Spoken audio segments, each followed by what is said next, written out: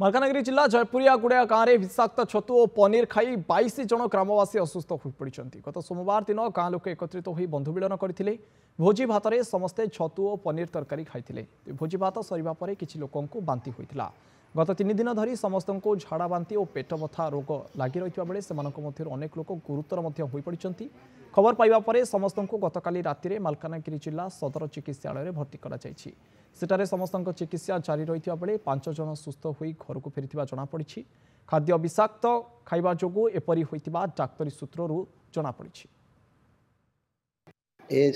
छतु खाइबा यार पनीर खाइबा जड़ा बाती सुगड़ 22 जन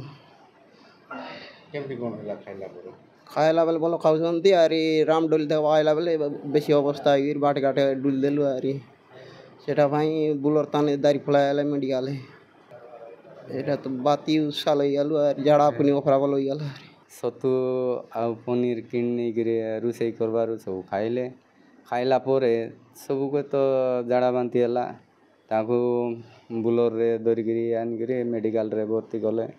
सोमवार दिन संध्या रे खाइला पनीर जे आज जाए सबको झाड़ा छाड़ू ना कि पेट बता मिशा कमु ना।